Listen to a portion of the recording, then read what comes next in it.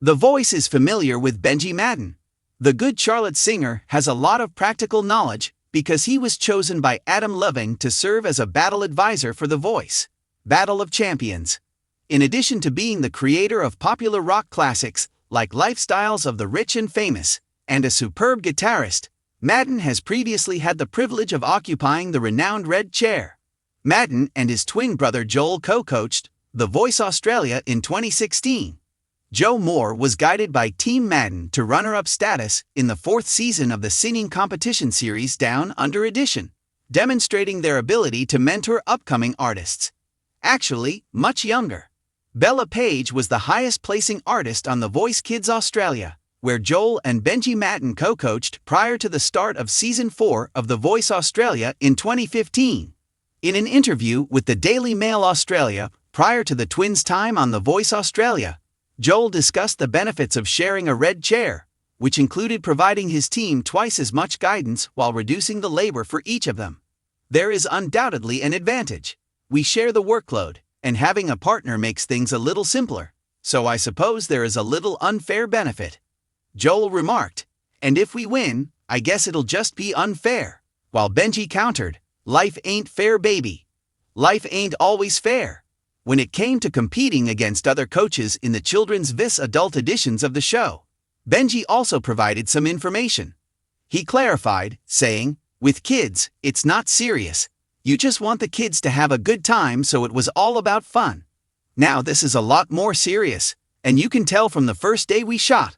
All the coaches are like, we have a great time, but it's serious. Everybody wants to find somebody great. Everyone aspires to victory. You can work with 2 tattooed rock stars instead of just one." The fortunate members of Team Adam on The Voice. Benji Madden will serve as Battle of Champions battle advisor for the Battles round, which kicks out on Monday night's program on March 16, 2026.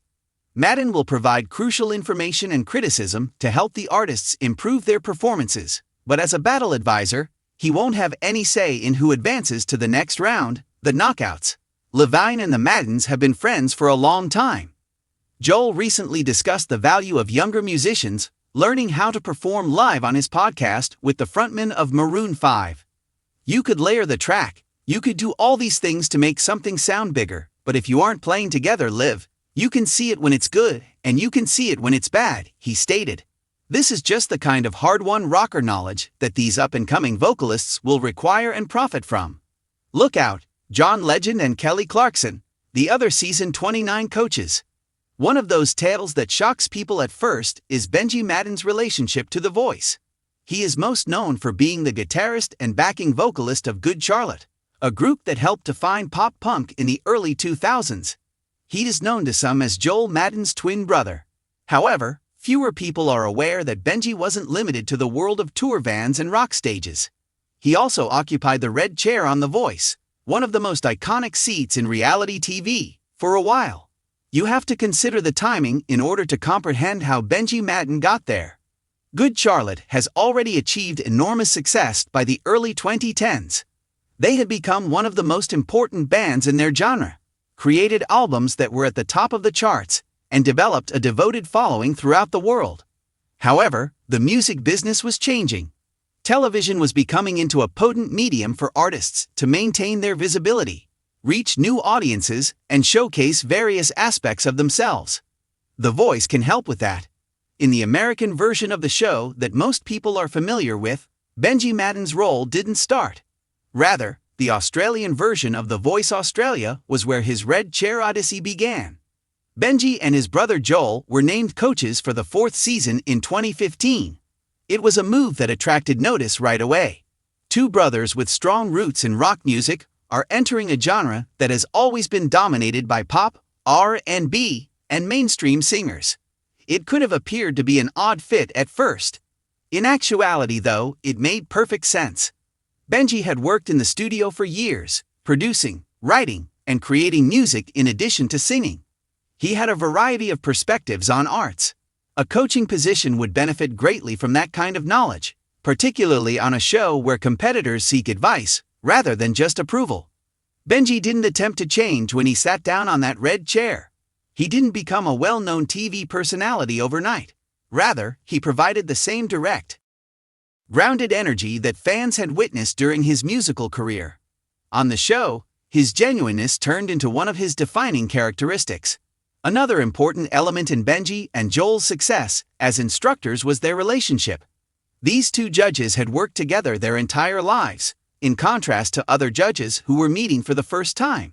Together, they had established a band, managed celebrity, and dealt with the highs and lows of the business. Their coaching style reflected their shared past. Instead of fighting with one another, they frequently approached choices as a team, integrating their viewpoints. The Madden brothers put more of an emphasis on teamwork than other coaches who could argue over competitors. It gave the panel a distinct vibe, one that was more about mentoring than ego. The tone was created in 2015 throughout their first season. Benji demonstrated his keen sense of talent right away. He was looking for more than simply powerful vocals during the blind auditions. He was focusing on potential, personality, and tone. Even if they weren't the most technically flawless, he seemed to be particularly drawn to artists who had something unique. That strategy worked. In fact, by winning their first season as coaches, the Madden brothers had an instant influence. Ellie Drennan, one of their contestants, won the title, giving the pair a successful debut. It was more than just a victory for the competitors. It was confirmation that Benji's coaching intuition was correct. People's perception of him in this new capacity was also altered by his immediate success. He was more than just a rock musician experimenting. He was a genuine mentor who could help artists achieve success.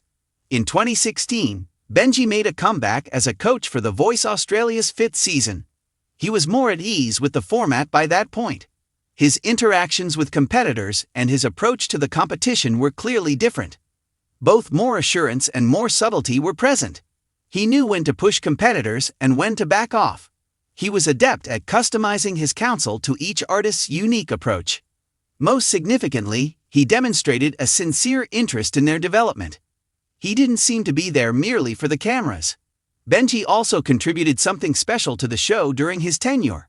A rock viewpoint in an environment that frequently leaned strongly toward pop. He urged competitors to embrace flaws, take chances, and prioritize emotional expression over technical accuracy. Many artists who didn't think they fit into a conventional mold found resonance in that way of thinking. It also assisted in broadening the scope of the program. The Voice Australia made it possible for a greater range of musical genres by placing someone like Benji in the red chair. Finding the next big star wasn't the only goal. Finding artists that could make an impression in their own unique way was the goal.